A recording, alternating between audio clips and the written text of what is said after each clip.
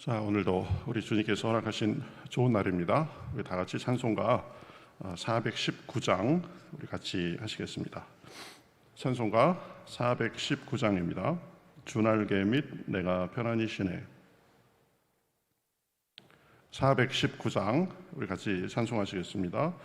주날개 및 내가 편안히 쉬네. 밤 깊고 비바람 불어쳐도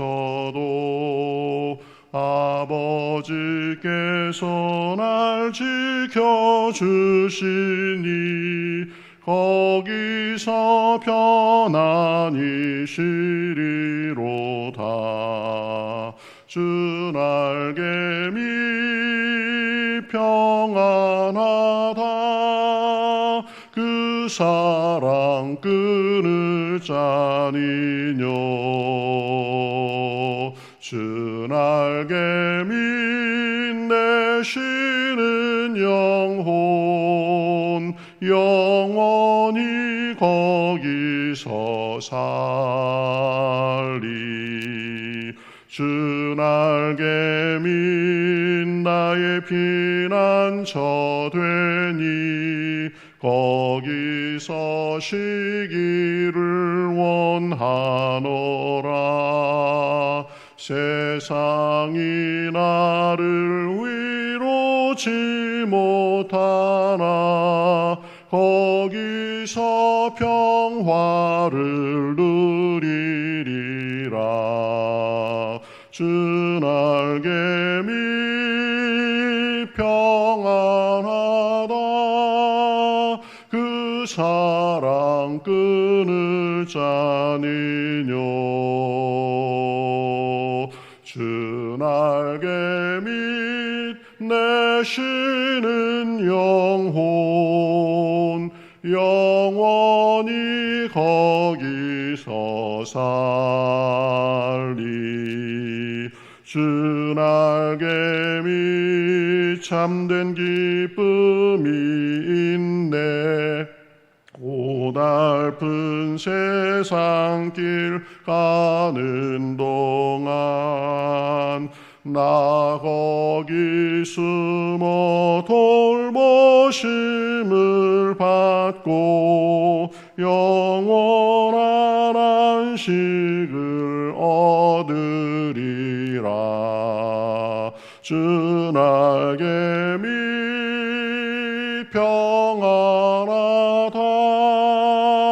그 사랑 끊을 자니뇨. 주날개 및 내 쉬는 영혼 영원히 거기서 살리. 아멘. 우리 같이 기도하시겠습니다. 하나님 감사합니다. 간밤에도 지켜주시고 또 지난 날들 동안 지켜주시고 이렇게 주님 앞에 말씀을 듣기 위해서 또 기도로 나아가기 위해서 저희들 하나님 앞에 마음을 엽니다. 하나님께서 저희들의 마음을 환히 비춰주시옵시고 성령으로 충만하시고 또 말씀을 들을 때에 들을 귀를 주시어서 그 말씀이 마음밭에 떨어져서 열매 맺을 수 있도록 인도하여 주시옵소서. 세상의 짐과 슬픔과 걱정 모든 것을 내려놓고 이 시간 주님의 환한 빛으로 밝혀지는 시간 될 수 있도록 인도하여 주시옵소서. 감사하며 예수님의 이름으로 기도하옵나이다. 아멘.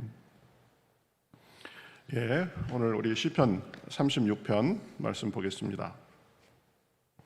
시편 36편입니다. 우리 1절부터 마지막 절까지 같이 보겠습니다. 시편 36편.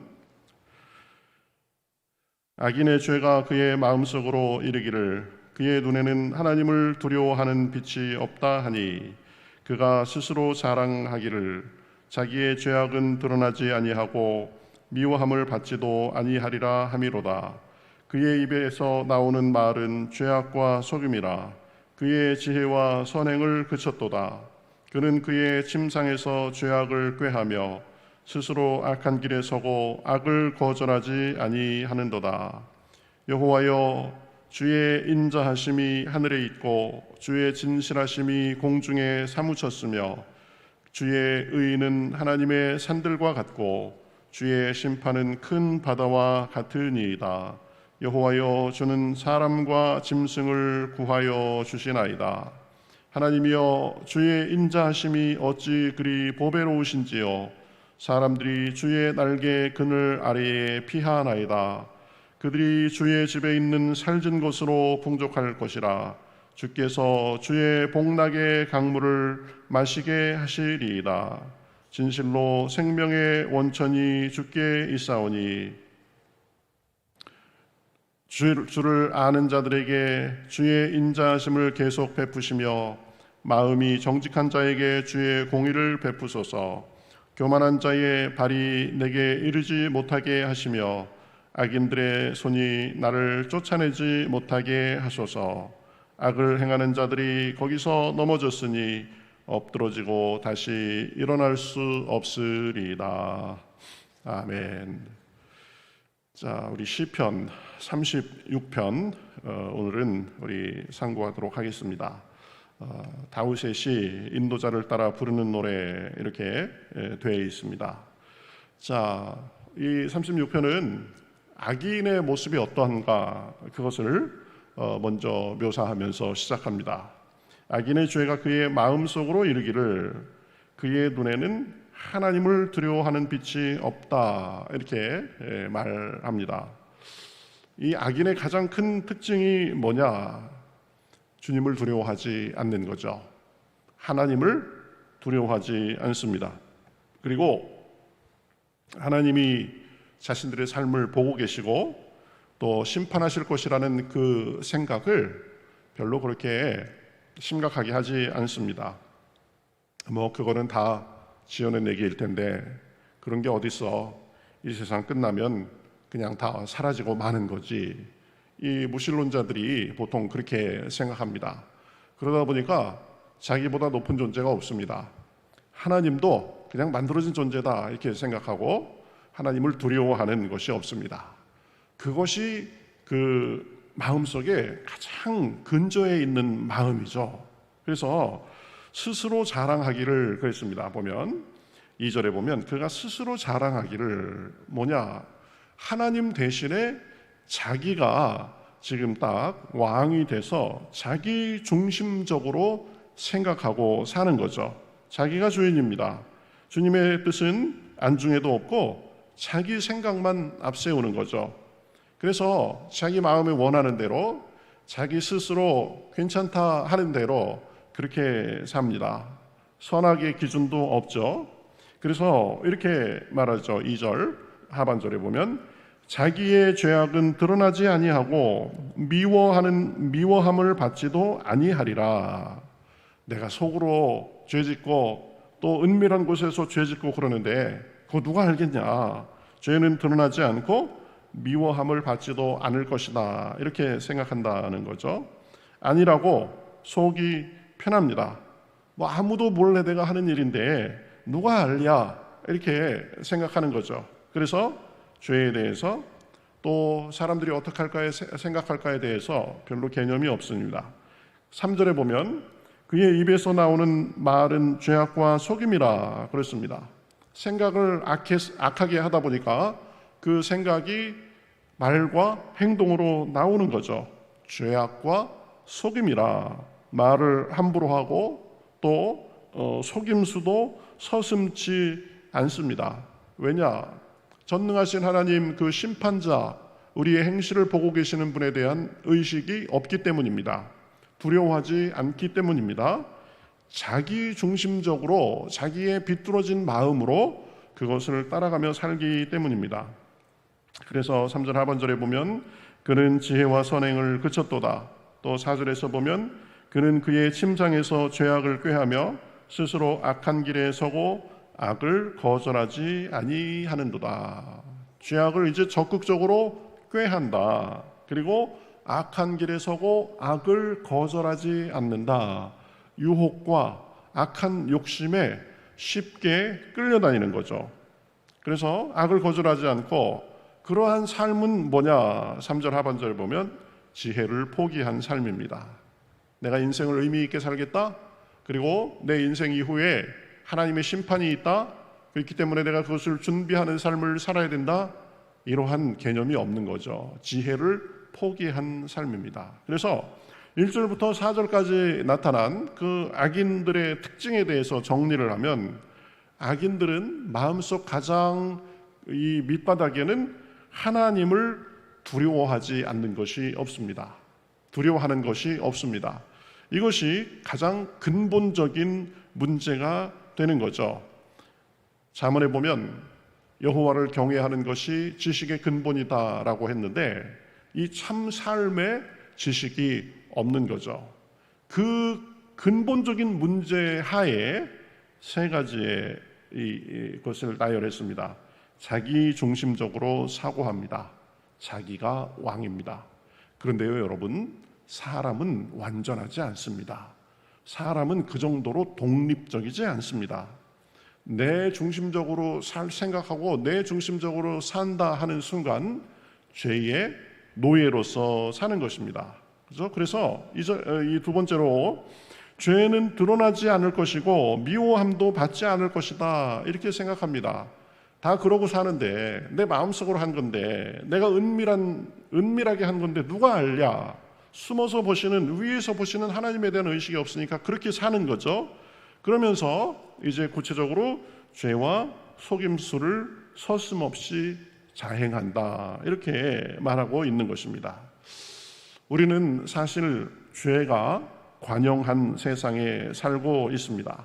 그래서 악인들이 속임수를 베풀며 개념도 없이 살고 그러는데, 어쩌면 그런 악인들이 득세하는 듯이 보이는 그런 세상에서 삽니다.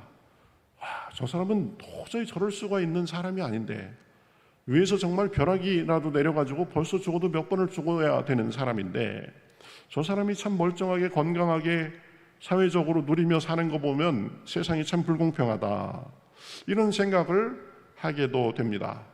뭐 이렇게 의롭게 정직하게 개념 있게 살려고 노력할 필요가 있는가, 이런 생각도 하게 됩니다. 그래가면서 참 상처도 받고 힘들어할 수도 있습니다. 그러나 시편 기자는 이 세상의 악한 사람들의 그 적나라한 현실, 그것을 묘사한 후에 그것을 묵상하고, 이 세상 참 부조리하다, 이 세상 참 뭐가 이러냐, 거기에서 그쪽으로 빠지지 않고 시선을 하나님께로 향하는 것을 볼 수 있습니다. 이것이 오늘 시편에서 주는 가장 큰 교훈입니다. 우리가 참 부조리한 세상에 살고 악인이 득세하는 것 같은 그런 세상에 살지만, 그러나 그곳에 침잠해서 그것 때문에 상처받고 그것 때문에 한탄하고 세상 참 불공평하다 그래가면서 살 것이 아니다라는 것입니다. 다른 쪽이 있습니다. 하나님을 생각하는 거죠.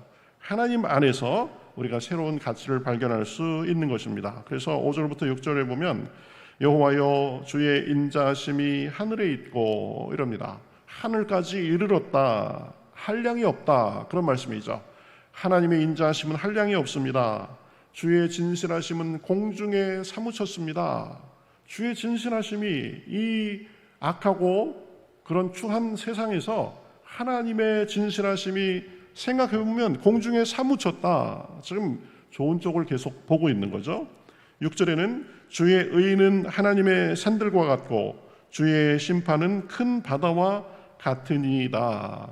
그래서 주님의 인자하심, 주님의 진실하심, 주님의 의로우심, 주님의 심판이 이 악해 보이는 세상 속에서도 도도하게 그렇게 흐르고 있다라는 거죠. 그래서 6절 하반절에 보면 여호와여 주는 사람과 짐승을 구하여 주시나이다, 이렇게 말씀하십니다. 이 악한 세상에서 우리가 기억할 것, 주님은 인자하신 분이십니다. 주님의 그 인자하심은 한량이 없습니다. 주님은 진실하신 분입니다. 세상은 속임수와 악독으로 가득 찼지만 그러나 주님은 신실하신 분이시다. 주님은 의로우신 분이십니다. 그 의로우심은 산들과 같다 그랬는데 mountains, 그죠? 산들, 산맥과 같다라는 거죠. 큰 산들이 도저히 줄지어 흐르는 그런 산맥과 같이 그렇게 주님의 의로움은 지금도 살아서 역사하고 있다. 주님의 심판은 바다와 같다라고 말씀합니다. 그분의 돌보심은 인간과 짐승 모두를 포괄해서 사실은 이 우주에 있는 모든 것을 주관하시고 통할하시는 분이 주님이십니다.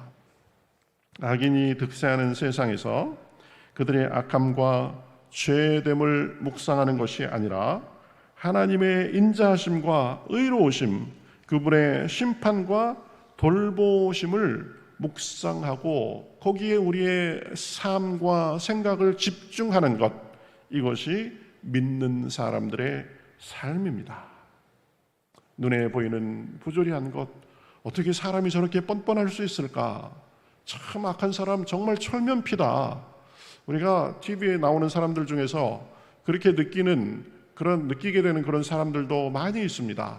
참 세상 참 불공평하다 이러면서 그저 혀만 차고 나도 모르게 욕하면서 담는다고 그러면서 사는 것이 아니라 하나님의 의로우심, 하나님의 진실하심, 하나님의 그 인자하심, 하나님께서 마침내 심판하실 것이다 라는 그 사실을 우리가 생각하면서 살아야 된다라는 것입니다.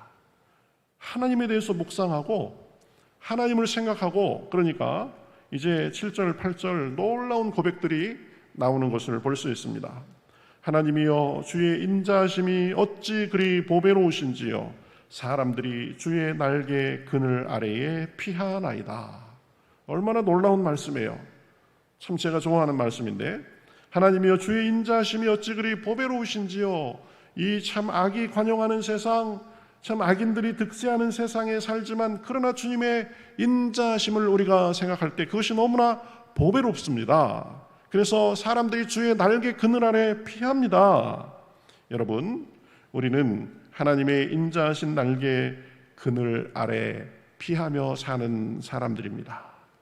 이 세상에서 상처도 받고 또 이 세상에 실망도 하고 또 걱정거리도 있고 두려움에 휩싸이기도 하지만 악인의 악함이 관영하는 세상에 살지만 하나님의 날개 그늘 아래에 피하는 삶이 우리 믿는 자들의 삶인 줄 믿습니다. 우리에게는 안식처가 있습니다. 우리에게는 피난처가 있습니다. 보배로우신 하나님의 날개 그늘 아래에 피하는 것입니다. 그러면 8절, 9절과 같은 그런 결과들이 있습니다. 8절 보세요. 그들이 주의 집에 있는 살진 것으로 풍족할 것이라. 주께서 주의 복락의 강물을 마시게 하시리이다. 우리가 하나님의 날개 그늘 아래에 피하면 하나님께서는 우리에게 살진 것으로, 주의 집에 살진 것으로 풍족하게 해 주시는 줄 믿습니다. 영적으로, 육체적으로 우리의 삶에서 주님의 좋은 것을 맛보도록 해 주신다라는 거죠. 주께서 주의 복락의 강물을 마시게 하시리이다. 그저 씁쓸함, 걱정, 두려움, 참 세상 그렇다 그래가면서 그것 속에서 좌절하면서 그렇게 사는 것이 아니라 주님의 복락의 강물을 마시게 해 주실 것이다. 9절에 보면 진실로 생명의 원천이 주께 있사오니 주의 빛 안에서 우리가 빛을 보리이다. 주님의 날개 아래 거하면 그것에 놀라운 생명의 삶이 있다라는 것입니다. 주의 집에 살진 것으로 풍족하게 해 주십니다. 이 참 목마른 세상에서 복락의 강물을 마시게 할 것입니다. 주님은 생명의 원천이 주께 있사오니라고 말한 것처럼 생명의 원천이십니다. 그래서 이 어두운 세상에서 우리가 주님의 환한 빛을 보게 해 주시는 줄 믿습니다. 우리에게 부족한 것이 있습니다. 우리에게 결핍한 것이 있습니다. 우리가 내적으로 외적으로 목마름을 느낍니다. 어두움을 우리가 겪으면서 삽니다.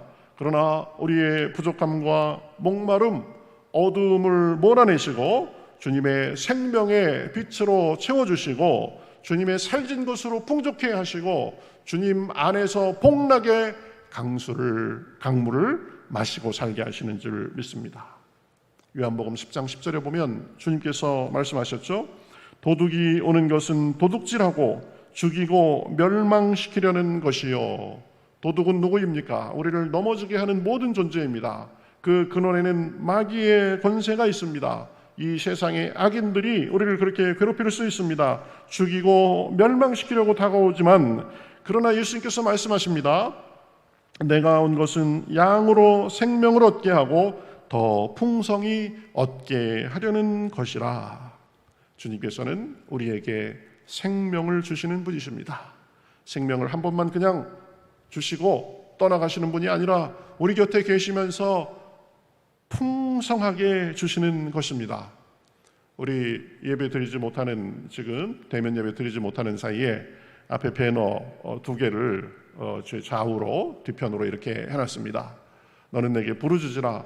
내가 내게 응답하겠고 내가 알지 못하는 크고 은밀한 일을 보이리라. 에레미야 33장 3절. 그리고 제 오른편에는 요한복음 10장 10절. 내가 온 것은 양으로 생명을 얻게 하고 더 풍성히 얻게 하려는 것이라. 주님은 생명의 위에 생명, 은혜 위에 은혜, 차고 넘치는 사랑을 우리에게 한도 없이 끝도 없이 부어주시는 분이십니다. 이 악한 세상에서 우리가 살고 있지만, 그래서 악인들이 득세하고 하나님을 무시하고 개념도 없이 그저 얼굴에 철면피를 그렇게 깔고 사는 사람들이 잘 되는 것 같지만, 그러나 우리는 그것을 통해서 안타까워하고 그것에 대해서 상처받고 사는 것이 아니라 하나님의 인자하심과 하나님의 그 날개 아래 그늘에 피하면서 살 때 결국 우리가 더 하나님께 인정받고 복받고 그러게 되는 줄 믿습니다. 악인들은 하나님을 두려워하지 않고 자기 마음대로 살고 서슴없이 악을 행하지만 그들의 종말은 영원한 멸망입니다. 12절에 보면 이렇게 말씀합니다. 악을 행하는 자들이 거기서 넘어졌으니 엎드러지고 다시 일어날 수 없으리이다. 하나님이 없다 하고 하나님의 심판도 없다 하고 주님을 두려워하지 않고 자기들 마음대로 선과 악에 대한 구분도 없이 아무도 모르겠지라고 생각하며 사는 사람들의 결국이 멸망이다라는 거죠. 여러분, 우리가 악한 세상에 살면서 여러 악한 일들과 악한 사람들의 모습을 보지만, 그런 사람들이 득세하면서 사는 것 같은 그런 상황을 보지만 우리는 그것에 상처받거나 그들을 부러워할 것이 아니라 또 이러한 세상의 어두운 면을 묵상하고 곱씹고 그래가면서 불평과 불만과 탄식 속에 있을 것이 아니라, 그럴수록 오히려 주님의 인자하심과 구원, 그 안에 있는 풍성함을 바라보고 그것을 우리의 마음속에 묵상하고 그것을 갈망하고 그것을 누리며 살 수 있으시기를 바라겠습니다. 주님은 인자하신 분이십니다. 주님은 진실하신 분이십니다. 의로운 심판자가 되어 주십니다. 우리가 그 날개 아래 피하면 우리를 거기에 품어주시고 살찐 것으로 풍족하게 해주시고 우리의 가란 영혼에 가란 삶에 복나게 강물을 마시도록 그렇게 부어주실 것입니다. 세상은 참 두 가지 면인 것 같아요. 긍정적인 면이 있고 부정적인 면이 있고 악이 있고 선이 있고 그런 것들이 혼재한 세상에서 삽니다. 그러나 어떤 순간에든지 어두운 면, 악한 면, 부정적인 면을 보고 탄식하고 불만하고 그렇게 한탄하며 사는 것이 아니라 밝은 면, 우리에게 빛이 되시고 인자함을 우리에게 부어주시고 생명의 생명을 주시는 그런 주님, 그 주님을 바라봄으로 이 어두운 세상에서 빛의 자녀로서 그것을 맛보고 누리고 나눌 수 있는 삶이 되시는 오늘 하루가 되시기를 주님의 이름으로 축복합니다.